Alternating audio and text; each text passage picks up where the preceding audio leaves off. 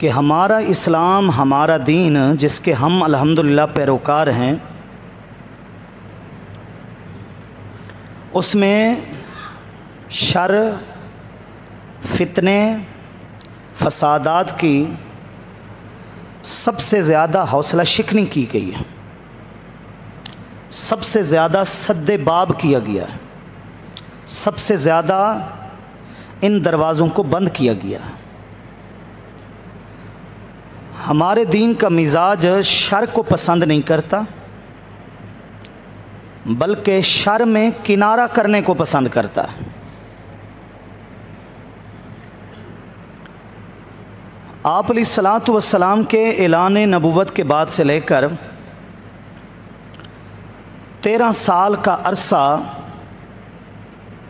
इंतहाई पुरअमन तरीके के साथ, हिकमत और मसलहत के साथ, किसी का जानी माली नुकसान किए बग़ैर दीन की दावत देने में गुज़रा है।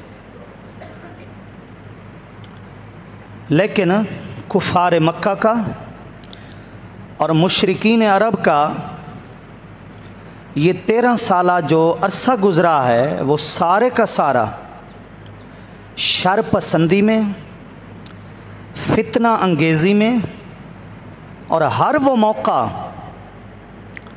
जिससे दीन को नुकसान पहुंच सकता था, मुसलमानों को तकलीफ़ पहुंच सकती थी, शर पसंद अनासिर ने उस मौके को गनीमत जानते हुए अपना हिस्सा ज़रूर मिलाया।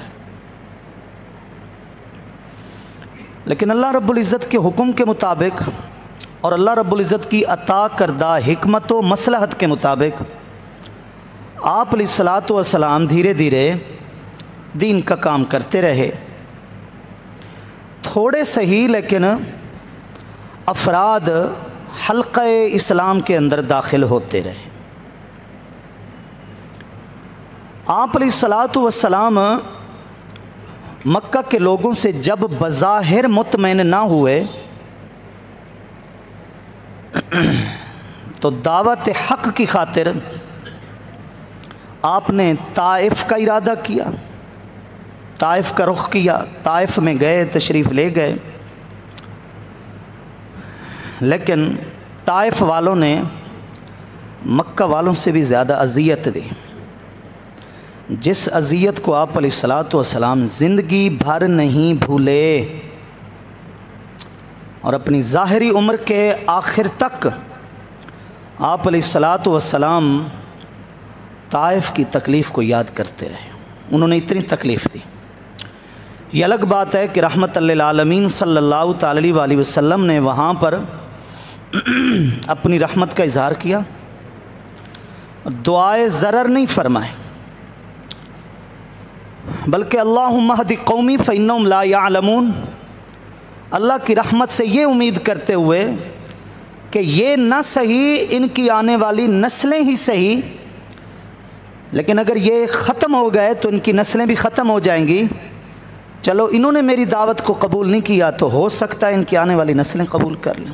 दुआए ज़रर नहीं फरमा, लेकिन उस अज़ियत को याद रखा। अल्लाह रब्बुल इज़्ज़त की मंशा, इरादा और मशीयत के मुताबिक इंतहाई अहम हुक्म नाजिल हुआ मक्का छोड़ देने का। ये कोई छोटा हुक्म नहीं था, ये बहुत बड़ा हुक्म था, जो आर्जी तौर पर वतन को अलविदा कहते हैं ना, आर्जी तौर पर वो इस कर्ब को, इस दर्द को महसूस करते हैं जो खुशियों के मौक़े पर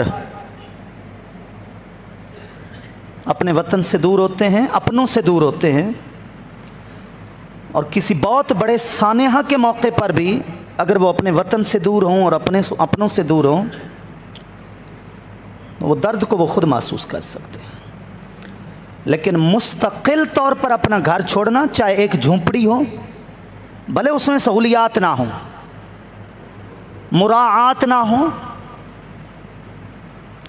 जदीद आसाइश ना हो, और कोई उसके मुतबादिल आफ़र कर दे, तब भी सियाना आदमी, समझदार आदमी अपने बाप दादा की दी हुई झोंपड़ी आसानी से नहीं छोड़ता। लेकिन यहाँ जलीलुल क़द्र सहाबा इकराम ने आप अलैहिस्सलातु वस्सलाम के हुक्म पर लब्बैक कहते हुए, सर झुकाते हुए, तन मन धन सब कुछ कुर्बान करते हुए मक्का छोड़ा और मदीना में हिजरत कर दी। ख़ुद आप अलैहिस्सलातु वस्सलाम ने भी आबाई हवाले से आप अलैहिस्सलाम एक मज़बूत ख़ानदान से ताल्लुक़ रखते थे, बनु हाशिम, और वो कुरैश की शाख, और मक्का सारा कुरैश का नाम था। आपके दादा जनाब अब्दुल मुत्तलिब मक्का के बानी, मुंतज़िम आला, देखभाल करने वाले, हाजियों के खाने पीने का इंतज़ाम करने वाले, इतनी बड़ी सरपरस्ती उनके पास थी। लेकिन फिर भी आप अलैहिस्सलातु वस्सलाम ने किसकी खातिर? अमन की खातिर। क्या बोला है मैंने? अमन की खातिर। ये मैं जो अगली बातें हैं आपसे मुझे करनी है ना, वो तब आपको समझ आएंगी जब ये तमहीद आपको समझ आएगी। गलतफहमी तब फैलती है जब हमें किसी मामले की गहराई का नहीं पता होता, बुनियादी सतह का नहीं पता होता, बैकग्राउंड का नहीं पता होता, पस मंज़र का नहीं पता होता। अमन की खातिर, खून रेजी ना हो, मक्का के अंदर अल्लाह का जहाँ घर है वहाँ फसादात ना हो, झगड़े ना हो, अमन की खातिर आप अलैहिस्सलातु वस्सलाम ने मक्का छोड़ा और मदीना शरीफ चले। लेकिन जिनकी नस नस में फितना समाया हुआ था, जिनकी रग रग में शर पैवस्त था, उन्होंने तो फितने और शर को छोड़ना ही नहीं था। अबू जहल पार्टी जो थी, अबू लहब पार्टी जो थी, इनको खबर मिलती रही कि बहुत कम अरसे में मदीने शरीफ के अंदर मुसलमानों की तादाद आए रोज़ बढ़ती जा रही है, बढ़ती जा रही है, बढ़ती जा रही है। फ़ौज दर फ़ौज, जौक दर जौक, वफ्द दर वफ्द, जमाअतों की जमाअतें इस्लाम के अंदर दाखिल हो रही हैं और इनका हाजमा ख़राब होने लगा। शुरू में आप अलैहिस्सलातु वस्सलाम ने नज़रअंदाज किया, लेकिन इन्होंने उससे भी नाजायज़ फ़ायदा उठाते हुए बहुत बड़ा नुकसान पहुंचाया। ऊंट बकरियां चराने वाले मुसलमान चरवाहों को कत्ल किया, वहां से आकर माल लूट कर ले गए। जो मुसलमानों के काफ़िले मुल्क के शाम से आया करते थे और मदीने शरीफ वाले रास्ते से अलग हुआ करते थे, उस चौराहे पर, उस मोड़ पर इन्होंने मुसलमानों के तिजारत वाले काफ़िले लूटने शुरू कर दिए। यानी बड़ी सतह पर मुसलमानों को नुकसान पहुंचाना शुरू कर दिया। अब आप देखिए, खुद फैसला कीजिए। जिन्होंने अमन की खातिर अपना घर बार छोड़ दिया, हालांकि पूरा पूरा रहने को हक़ था हज़रत अबू बकर सिद्दीक़, हज़रत फ़ारूक़ आज़म, हज़रत उस्मान गनी, मौला कैनात रदी अल्लाह तआला अन्हु अजमईन, सबको, क्योंकि सबका आबाई घर जो वही था। और जितना बाकियों को हक़ था उतना इनको भी हक़ था एक वतन के एतबार से। लेकिन सुकून, अमन की खातिर कि चलो 13 साल देख ली यार, ये लोग बाज नहीं आए, किनारा कर जाते हैं। मैंने शुरू में एक जुमला बोला कि हमारा दीन शर को पसंद नहीं करता, बल्कि शर से किनारे को पसंद करता है। शर बढ़ाता नहीं है, हमारा इस्लाम, हमारा मज़हब शर को मिटाता है। लेकिन इसके बावजूद ये लोग शर फैलाने से बाज नहीं आए। अब जब कोई घर में घुस आए, माल लूटना चाहे, जान को नुकसान पहुंचाना चाहे, घर बार को नुकसान पहुंचाना चाहे, अहले खाना को नुकसान पहुंचाना चाहे, अब अगर शरीफ आदमी का अगर हाथ उठता है तो क्या उसे दहशतगर्दी कहा जाता है? उसे ज़्यादती कहा जाएगा? उसे जुल्म कहा जाएगा? या जुल्म का दिफा कहा जाएगा? दिफा कहा जाएगा। हर शख्स समझता है। ये हालात पैदा हुए, लेकिन जाहिर है कि गैर भी तब नुकसान पहुंचाते हैं जब कुछ अपने भी मिले हुए हों। आप अलैहिस्सलातु वस्सलाम ने मदीना शरीफ की सरहदों की हिफाजत के लिए तमाम लोगों से मुआहदा किया, उसमें यहूदी भी शामिल थे कि ठीक है तुमने कलमा नहीं पढ़ा, लेकिन मदीना शरीफ के बासी होने के एतबार से, रिहायशी होने के एतबार से हम सब का हक बनता है कि हम मिलकर अपने वतन की, अपनी इस सरहद की हिफाजत करें। मुआहदा करो कि अगर कोई हमला करेगा तो मिलकर उस हमले को रोकेंगे। लेकिन वो जिनके अंदर फितना, जिनके अंदर शर नस्ल दर नस्ल मुंतकिल होता चला आ रहा हो, लतजिदन्ना अशद्दन्नास अदावतल लिल्लज़ीना आमनुल यहूद, उन्होंने कब बाज आना था, उन्होंने तो नुकसान पहुंचाना ही पहुंचाना था दीन को, वो भी मिल गए, उन्होंने भी मुआहदा शिकनी की। हालात इस तरह के पैदा हो गए कि आप अलैहिस्सलातु वस्सलाम को ख़बर मिली कि 1000 आदमियों का लश्कर उस वक्त के तमाम असलहा से लैस होकर, मुसल्लह होकर चल निकला है और मदीने शरीफ की तरफ बढ़ रहा है हमला करने के लिए। एक मुखबिर ने यह खबर दे दी। अब दो सूरतें थी कि बैठे रहते कि चले आए, आकर हमला कर लें, ठीक है, और दूसरी वही बात कि जुल्म का दिफा, जुल्म को रोकना। उस वक्त फिर जिहाद का हुक्म नाजिल हुआ, क़िताल का हुक्म नाजिल हुआ। हर चीज़ परखने के बाद, हर मौका देने के बाद, सुलह और अमन का हर हवाला अमल करने के बाद फरमाया उज़िना लिल्लज़ीना युक़ातलून बिअन्नहुम ज़ुलिमू, अल्लाह ने इजाज़त दे दी जिहाद की, क्योंकि अब जुल्म बहुत हो चुका, अब जुल्म बहुत हो चुका। वक़ातिलूहुम हत्ता ला तकून फितना, ए हबीब अब आप भी जिहाद कीजिए, ए अहले ईमान अब तुम भी जिहाद करो। उस वक्त तक अब जिहाद जारी रहना चाहिए जब तक फितना ख़त्म नहीं होता, क्योंकि वल फितना तो अशद्दु मिनल कत्ल, कत्ल इतना सख्त नहीं है जितना फितना सख्त है। कत्ल तो एक हो गया, लेकिन एक फितना कई लोगों के कत्ल का बायस बन सकता है। आप देहाती लोग बैठे हैं, अक्सरियत आपके अंदर किसान, कोई थोड़ा बहुत ज़मीन खेती बाड़ी से वाबस्ता अफराद की भी है, नहीं तो कम से कम जानते तो हैं कि हर वो जड़ी बूटी जो हमारी फसल को नुकसान पहुंचाए, क्या उस जड़ी बूटी को फसल से साफ़ करना किसान का जुल्म कहलाता है? नहीं, यह देखभाल कहलाती है। दरख्त की वो शाखें जो इतनी बढ़ गई हों कि मुसाफिर को तकलीफ़ देती हैं, रास्ते को नुकसान पहुंचा रही हैं, उन शाखों को काट देना ताकि गुज़रने वालों को तकलीफ़ ना हो, क्या काटने वाला जालिम कहलाता है? नहीं। जिस्म के अंदर वो नासूर मुसलसल बढ़ने वाला वो ज़ख्म जो पूरे के पूरे उज़्व को मुअत्तल कर सकता है, ख़त्म कर सकता है, किसी माहिर डॉक्टर का ये फैसला करना कि अब काटने में आफियत है ताकि आपका अगला हिस्सा बच जाए, क्या उस डॉक्टर को जालिम और जाबिर कहा जाएगा या समझदार कहा जाएगा? अगर हर मामले में हमें पता है कि फसाद को जड़ से उखेड़ना फसाद नहीं इस्लाह है, तो जिहाद का भी इस्लामी तस्वुर यही है। सबसे पहला ग़ज़वा जिसमें बाकायदा जंग हुई, बाकायदा लड़ाई हुई, बाकायदा सफ़बंदी हुई, वो ग़ज़वा बदर है।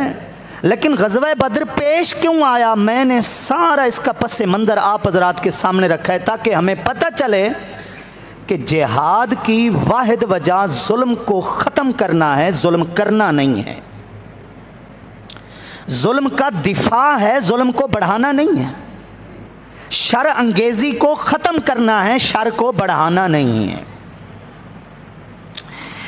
इसलिए नबी करीम सल्लल्लाहु अलैहि वसल्लम को सूरह अनफाल जो जिहाद ही के ऊपर है सूरत, कुरान मजीद की 8वीं सूरत जो 9वें पारे के आखिर में शुरू हो रही है और 10वें पारे के शुरू तक है, सूरह अनफाल, ये मैट्रिक के मज़ामीन में भी है, इस्लामियात में। ये अलग बात है कि उसको निकालने की तैयारियाँ काफ़ी दिनों से चल रही हैं कि जनाब इन आयतों को पढ़ने के बाद स्कूल के बच्चों के अंदर दहशतगर्दी पैदा होती है,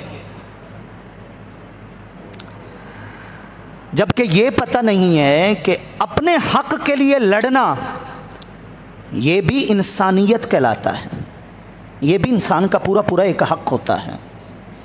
उसी सूरह अनफाल की ये आयत आपको पढ़कर सुना रहा हूँ, उसी के अंदर ये आयत है, व इन जनहू लिस्सल्म फजनह लहा। ए हबीब, अगर ये लड़ने वाले सुलह करना चाहें, हथियार फेंकना चाहें, फजनह लहा, आप भी सुलह के बाजू फैला दें। इस्लाम को कौन सा शौक है लड़ने का, फसाद का? अगर ये खुद मायल होते हैं कि नहीं हम नहीं लड़ते, हम सुलह चाहते हैं, फजनह लहा, आप पहले से तैयार रहें कि आप सुलह ही करें। व तवक्कल अलल्लाह, और अल्लाह पर भरोसा रखें। 28वें पारे में कुरान मजीद की 60 नंबर सूरत सूरह मुम्तहिना, उसके दूसरे रुकू की एक आयत सुनिए और उसका मजमून सुनिए, और इस्लाम की वसीअ ज़र्फ़ी देखिए, इस्लाम की कुशादा दिली देखिए कि हमारे दीन के मिजाज के अंदर वुस्अत कितनी है। ला यनहाकुमुल्लाहु अनिल्लज़ीना लम युक़ातिलूकुम फ़िद्दीन वलम युख़रिजूकुम मिन दियारिकुम अन तबर्रूहुम व तुक़सितू इलैहिम इन्नल्लाह युहिब्बुल मुक़सितीन। इसका तर्जमा भी और इसके साथ साथ मफ़हूम भी ज़रा गौर से सुनिए। जिन लोगों ने लड़ाई नहीं की, जिन लोगों ने मुसलमानों को घर से नहीं निकाला, मक्का से नहीं निकाला, भले वो काफिर हैं, मुसलमान नहीं है, कलमा उन्होंने नहीं पढ़ा, लेकिन वो साजिश में भी शरीक नहीं थे, अबू जाल अबू लाब की पार्टी में भी नहीं थे, बुग़्ज़ और इनाद में उन्होंने दीन को नुकसान भी नहीं पहुंचा। वो काफिर थे, बस काफिर थे। ऐसे भी कई थे कि वो कुफ्र में रहे लेकिन उन्होंने मुसलमानों के खिलाफ कोई साजिशें नहीं की। अल्लाह फरमाता है कि भले इन्होंने कलमा नहीं पढ़ा, काफिर हैं, लेकिन आप ये देखिए कि ना तो आपसे लड़े हैं और ना ही आप लोगों को इन्होंने मक्का से निकाला है। ऐ मुसलमानों, अल्लाह ताला तुम्हें नहीं रोकता, अगर तुम इनके साथ हुस्न सलूक करना चाहते हो तो करो, आप खुद फैसला करें। ये एक उसूली फैसला होता कि जो काफिर है वो हमारा नहीं है, जब वो मुसलमान नहीं है तो वो हमारा नहीं है। अल कुफ्र मिल्लतुन वाहिदा, काफिर की जितनी भी किस्में हैं, कुफ्र में तो सारे एक ही हैं ना, मुसलमानों के खिलाफ तो सब एक ही हैं। उसूली फैसला हो जाता कि नहीं, इनके साथ उसने सलूक नहीं करना क्योंकि ये काफिर हैं। लेकिन फरमाया कि जिन्होंने तुम्हें तकलीफ नहीं पहुंचाई, तुम्हें घर से नहीं निकाला, उनके काफिर होने के बावजूद भी अगर कोई उनके साथ माशी तौर पर, समाजी तौर पर, मुआशरती तौर पर, अहले इलाका होने के पेश नज़र अगर कोई हुस्न सलूक करना चाहता है, इमदाद करना चाहता है, दुख सुख में शरीक होकर उनके साथ कोई भलाई करना चाहता है, अल्लाह फरमाता है अल्लाह तुम्हें नहीं रोकता, तुम कर सकते हो। अब बताइए हमारे दीन के अंदर कोई शिद्दत पसंदी है? नौजुबिल्लाह, इसके अंदर तो इतनी ज़्यादा वुसअत दिखाई गई है। हमारी शरीयत के अंदर तो ये मसाइल लिखे हुए हैं, हमारी फ़िक़्ह हनफी के अंदर ये मसाइल लिखे हुए हैं कि अगर कोई गैर मुस्लिम है लेकिन है पड़ोसी तुम्हारा, बात को ज़रा समझिएगा जनाब, अगर कोई पड़ोसी है तुम्हारा, हमसाया है, लेकिन है गैर मुस्लिम, मुसलमान नहीं है, बीमार हो गया, एक हमसाये के हुकूक के पेश नज़र तुम घर से इसलिए चले हो कि मैं जाकर इसकी बीमार पुरसी करूं, इसकी इयादत करूं, इस नीयत से कि मेरे दीन का, मेरे इस्लाम का इसके ऊपर तअस्सुर अच्छा पड़े कि मुसलमान ऐसे बाखलाक होते हैं, आप इस नीयत से घर से चले हैं, आपको कदम कदम के ऊपर सवाब मिलेगा। हमारे दीन के अंदर तो ये मसले लिखे हुए हैं जनाब। तो कहाँ हमारे दीन के अंदर शिद्दत सिखाई गई है? हमारे दीन के अंदर तो नरमी सिखाई गई है। लेकिन फमन इअ्तदा अलैकुम फअतदू अलैहि बिमिस्लि मा अतदा अलैकुम, जिसने तुम पर ज्यादती की है तो उतनी ज्यादती फिर तुम कर सकते हो जितनी उसने की है। ये तो हर कानून के अंदर ये बात है, ये तो हर हुकूमत के कवानीन में ये बातें हैं। कौन सी हुकूमत कामयाब है कि जो इतना अपनी रियाया को छोड़ दे के जाओ जो मर्जियाँ करते रहो, तुमसे कोई नहीं पूछने वाला? बताइए जनाब, ऐसी हुकूमत कामयाब हो सकती है? और जिन लोगों की हमारे मुसलमान मिसालें देते नहीं थकते, तो वो क्या है? वो कानून की पासदारी है। कानून तोड़ने पर सख्त से सख्त तरीन सजा है, इसलिए मुआशरे ठीक है। तो दीन ने भी अपना कानून बनाया है कि छेड़ना नहीं है। क्या बोला लफ्ज़ मैंने? छेड़ना नहीं है। और अगर कोई दीन को नुकसान पहुंचाता है तो फिर छोड़ना नहीं है। ये तो सीधी सी बात है, इसमें लड़ने वाली कौन सी बात है? ये तो हर हुकूमत की सरहदें हैं, उनकी अपनी अपनी हदबंदियां हैं। जो हदबंदी क्रॉस करता है वो पकड़ा जाता है, वो छोड़ा नहीं जाता। बहुत छोड़ा गया दीन के अंदर, बड़े मौके दिए गए। मैंने तो आपको सारी तारीख रख दी है, मक्का की 13 साल तारीख आपके सामने रखी है। बहुत मौके दिए गए, लेकिन वो छेड़ते रहे और बिल आखिर यौमुल फुरकान गज़वे बदर हुआ।